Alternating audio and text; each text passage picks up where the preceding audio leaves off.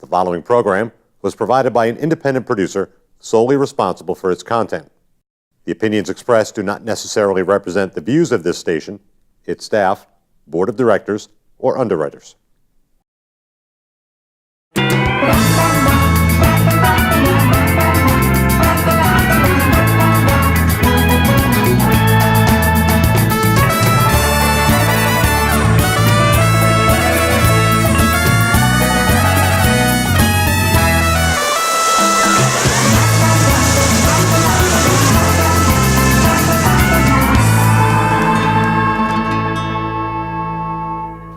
Welcome to the Happiness Jungle. My name is Cami Baker. I'm your host for the day, the guest host, as Lyn-Dee Eldridge is out in the world being the best speaker she can possibly be. Super excited for her career. So today, Cami Baker here, and I want to introduce you to a relatively new friend of mine.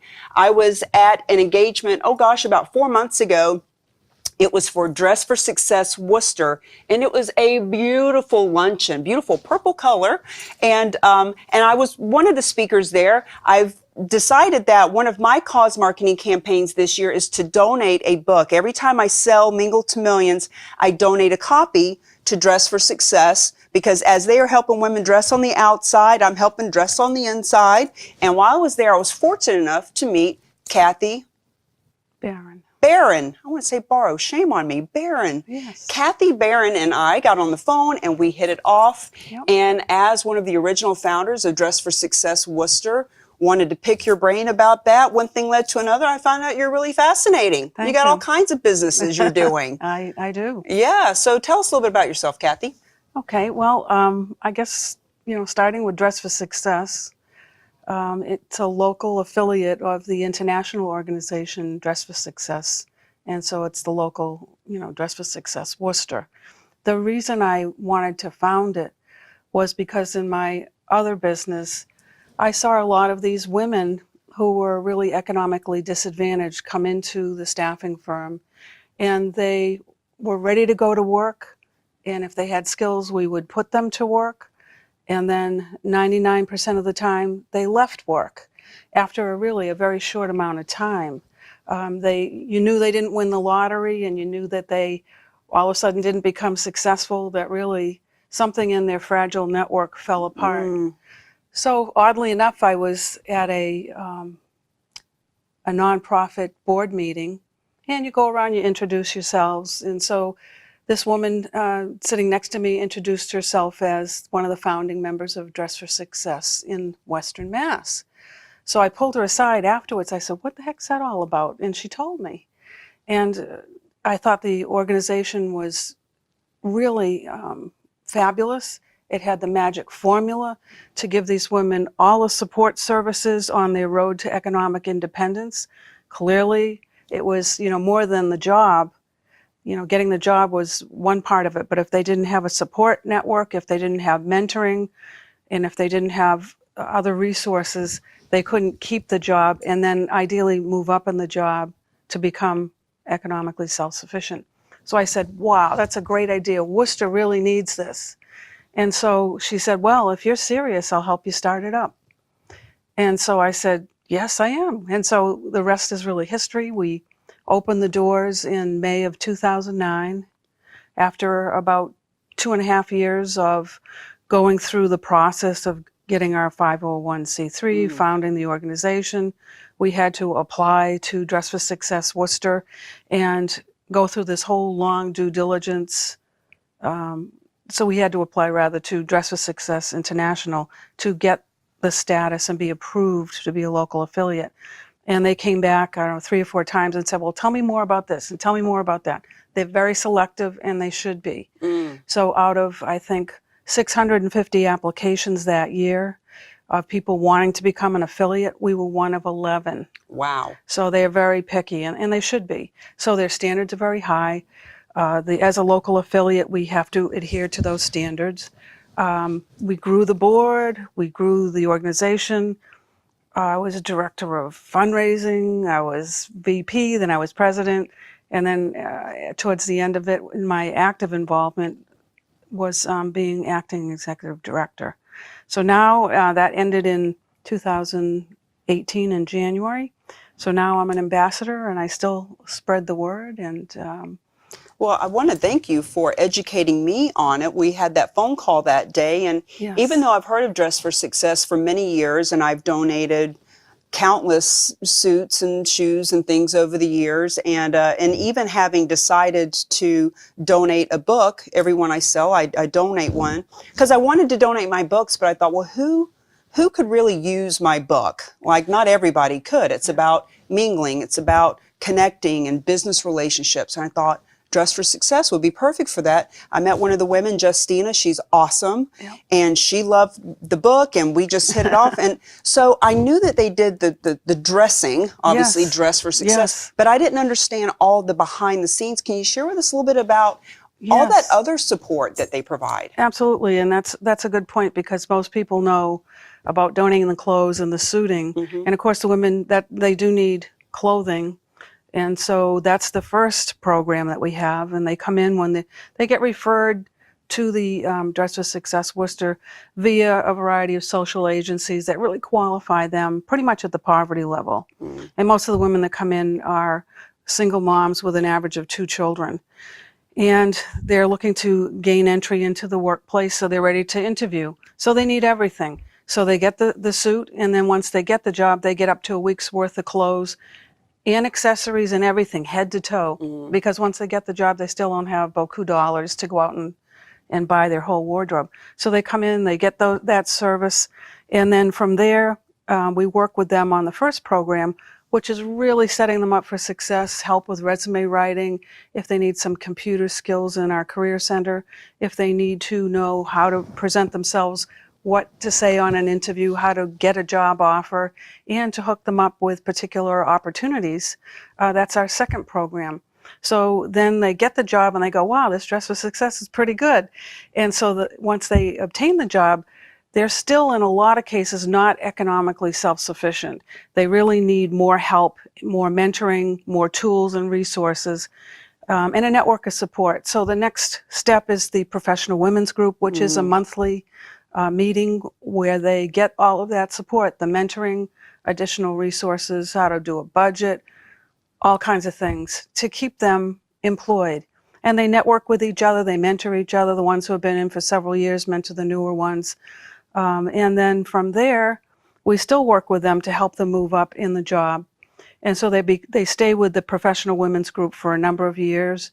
And then we fully expect that they'll then bring it full circle and come back and actually give back to the community. Pay it and forward. Pay it forward, and that's when we feel it's really a success. And so that's been going on for years. And so as of about December 31st of 2017, we could say that 4,000 children in Central Mass now have working moms due to Dress for Success Worcester.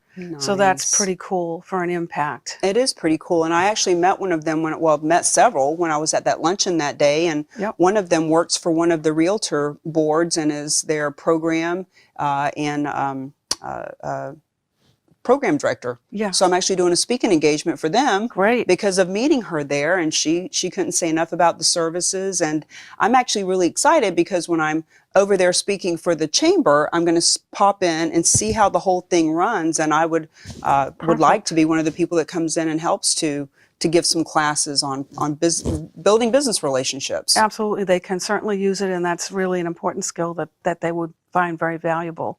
So please go talk to them. Well, and one of the reasons you were so equipped and so qualified to help is because of your longevity in business. And Yes. I'd love to hear how you got started in business. Were you always a businesswoman? Like I was selling gum to other kids at 8 years old for a profit. So were you always a businesswoman? And talk about your whole journey. Yeah, and yes, so I've been in business for this now 33 years. I started when I was 12, I wish. And I think was entrepreneurial, and I always loved business and how things fit together and all of that. When I came out of college, I figured I really needed to get some business experience first before I decided what I wanted to do. Both my parents were entrepreneurs, business owners, so I figured someday I would be, and here I am. I fell into the staffing and search world, out of college, and I really, really enjoyed it. And I loved helping people on both sides. And I guess that's what drew me to it. I loved helping the people find jobs, making that really good match so they actually could go out and do the job that you put them out on, and helping the clients get the work done that they needed to be done. So that's why that whole industry appealed to me. And I said, you know what? I can do this better. I can treat my employees a little differently. I can treat my clients a little differently. I can add lots of value to what we do. I can help ensure that they'll consistently get good quality folks to fulfill their needs. And a lot of the time we knew we were successful because they wanted to hire a lot of our people. So that's how I started. And I really started with looking inward. I figured, okay, Kathy, you're going to spend 40, 50, 60 hours a week here in your new company. So in building it, the backdrop to it was always, you know, I'm going to have to work there too. So what is going to be comfortable and what is ethical and what is good practice for my employees, for all the policies, for our core values as a company, how we would sell our service and how we would position ourselves in the market. So over the years, you know, you reinvent yourself several times. We then reinvented and got into HR consulting. And then with the last Great Recession, we kind of reinvented again and became more of a small business consultant, and now providing services, a lot of the same, but in different configurations. So do we help people hire? Do we help companies hire employees? Absolutely. Do we help them to, when they're looking to maybe downsize or reorg, do we help them to re-engage their displaced workers into other opportunities? Yes, we do that. And do we still continue with the HR consulting? Yes, we do that. But our niche has changed to really small business owners, and we really provide strategic solutions to the small business owner. Give us an example, like when you say small, like what size of company, and give me something we can sink our teeth into of, you met a company, here's where they were, and here's what you did for them. Okay.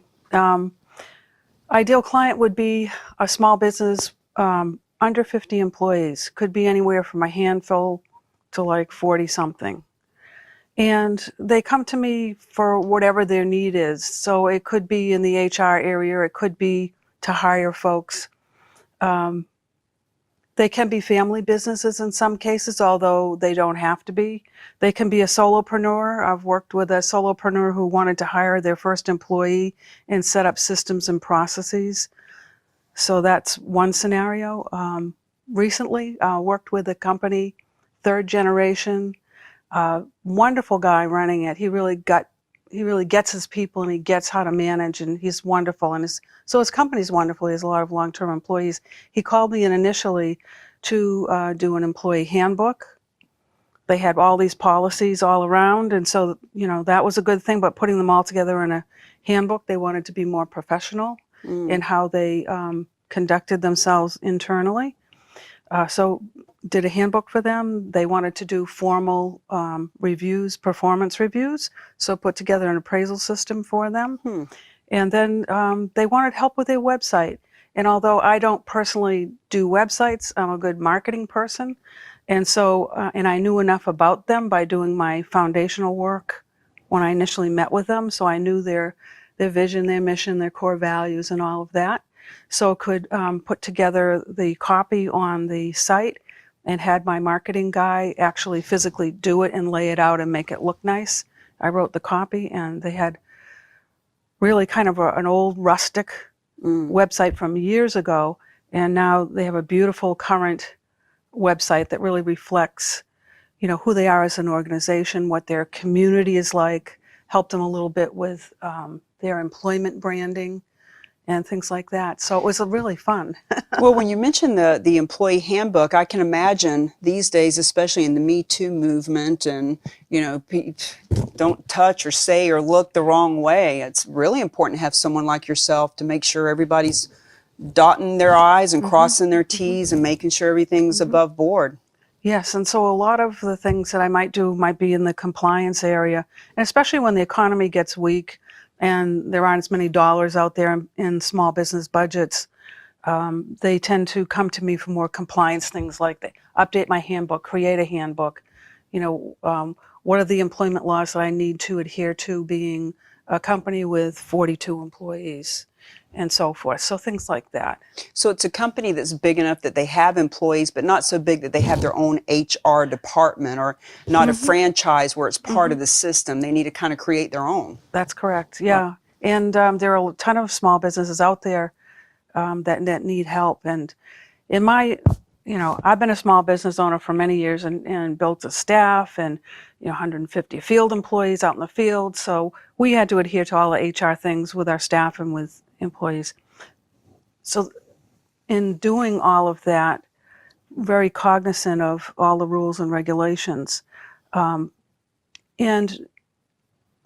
then when we work with our clients, we're more engaged with them at whatever point they're in. They may not have, as you say, an HR person. They may have a person that does some HR, does some bookkeeping, does payroll, does this, does that. So they can't really give the full attention to it. So we come in at whatever point they need and solve their problems for them. I know for myself, I've gotten to a place where I don't have brick and mortar.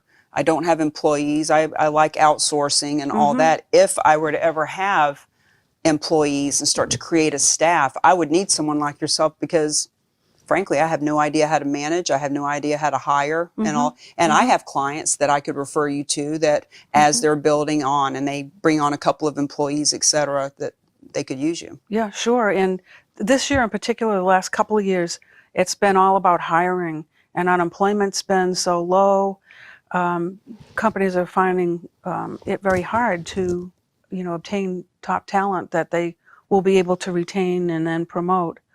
In general, I feel small business is underserved in some cases, overlooked. And the big companies have the big budgets and they get all the stuff, all the services, all of the resources and so forth. But I really feel, being a small business owner myself and walking in those shoes, that they need attention, and I understand them, and I feel they deserve really great services, but at a small business price tag. Well, and they don't know what they don't know. That's right. I don't know what I don't know. I would have no idea if I were to get 2, 3, 4 employees. I've never had more. When I used to own a bar when I was in my 20s. That was a whole different world to go. But if I had them now, when you mention hiring the right talent and maintaining the right talent, my niche has to do with cause marketing and helping people to use a cause as a way to market themselves and their business. And a couple of the statistics that I have learned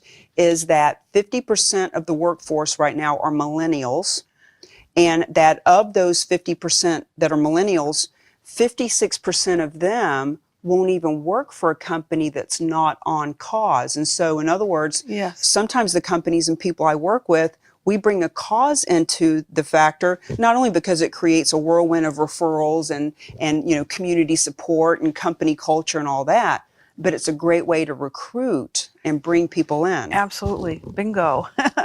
It's a great way to be as a company and as a human being and as the owner of the company to support causes and to give back to the community. And you're absolutely right. These young folks, the millennials in particular, want to work for somebody who gives back, who supports things within the community, cause marketing.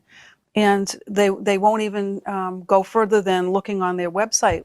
If they don't see what their community's like and that they're giving back and they're involved, like as you say, they're not even going to click on the application to apply for a job. This is a great soundbite for me for the show. Say that again, that as an HR person, you're saying that there are people that as they're looking for a prospective company to live and work at. Yes.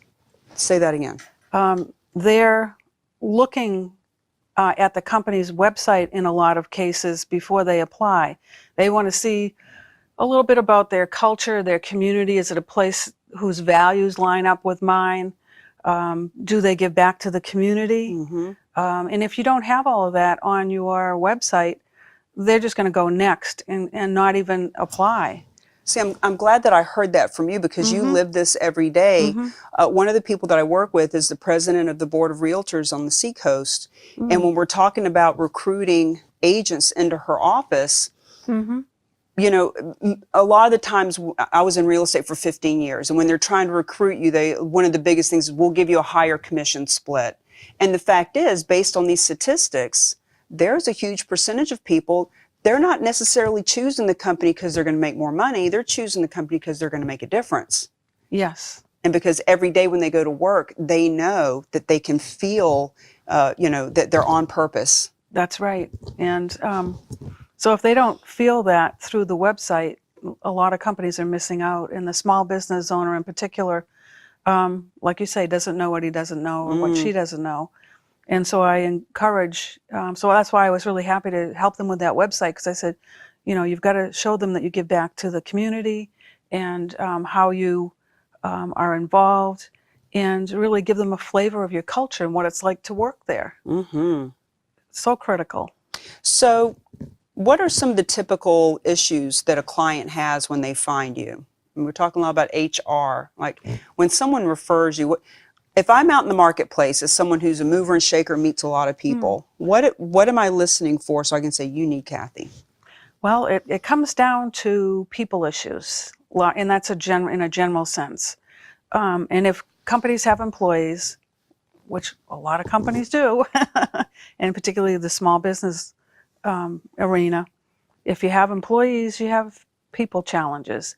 So when you say people challenges, you know, employees are the company's greatest asset, and that's why it's so important to pay attention to them and provide an environment that's empowering where they can grow. Do you actually teach them how to fire when it's necessary? Do you do the firing if necessary? Like, do you I'm literally... not their HR manager per se, but you know, and for, you know, HR, there's HR and then there's legal. So in any type of scenario like that, I would, you know, give them some guidelines, show them where to go to get some guidelines and get input, but then to always run it by their, you know, employment attorney, because they'll be able to see how these things play out in court and what the right thing to do is and how to avoid litigation and all that stuff. Got it. I'm going to shift gears a little bit. Sure. Because you are a very polished, very professional, very savvy businesswoman. Where would someone like yourself, where do you spend your time? In other words, who do you hang out with? What do you read? What inspires you? Where do you go to continue to learn? Well, I learn from a variety of sources. I'm always reading business articles, Fast Company, Entrepreneur Magazine, anything I can get my hands on. And I like to have a variety, so I get different points of view. So I'm learning constantly every day. And in terms of, what was the next part? Where do you go? Where do you hang out? Are there certain groups that you like to go to? Or Thank you. Sorry. Yeah, the Chamber's a good group for me to hang out with. And that's largely where I do my hanging out and networking. And primarily because I'm busy doing and providing services. I could, I'm sure, improve in terms of additional networking, but I don't always have time to get to other avenues.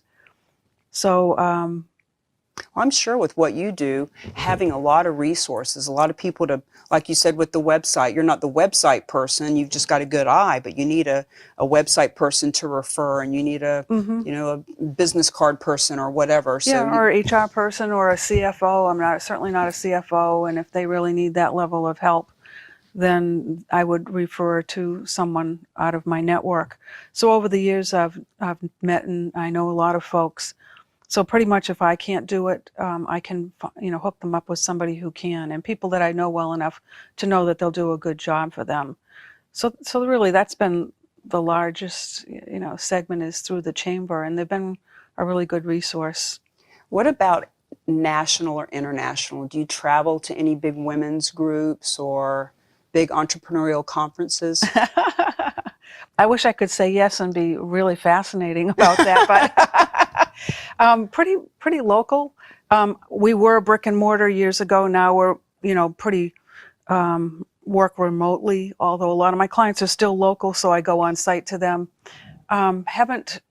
Because I was so involved with Dress for Success and my own business, didn't go beyond that. Now that I'm just an ambassador for Dress for Success, I'll have more time going forward to reach out and perhaps go to these larger functions. But where we service is still pretty regional at this time.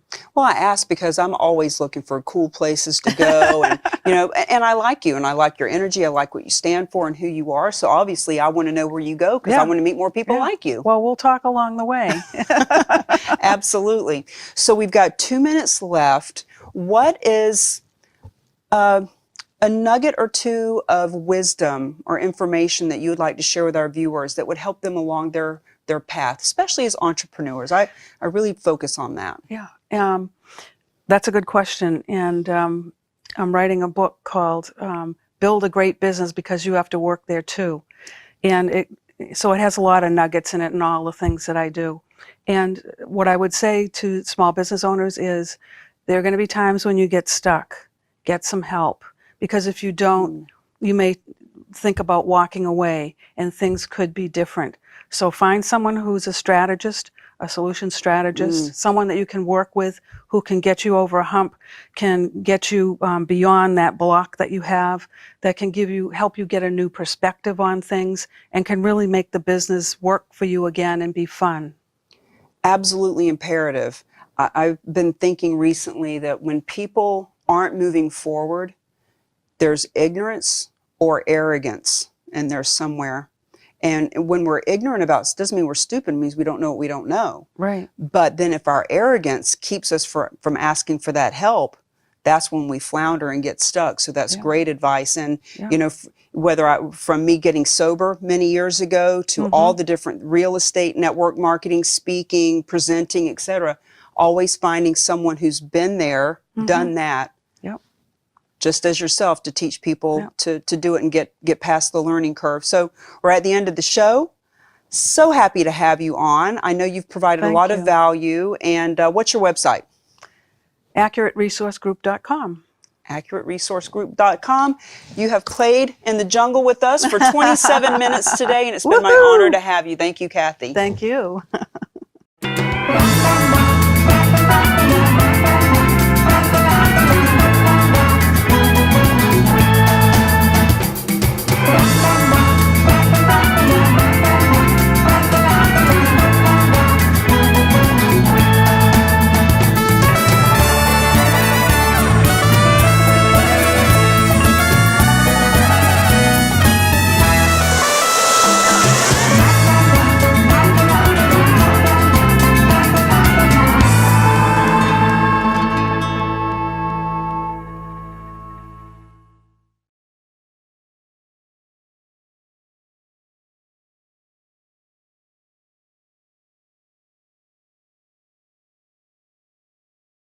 The preceding program was provided by an independent producer solely responsible for its content. The opinions expressed do not necessarily represent the views of this station, its staff, board of directors, or underwriters.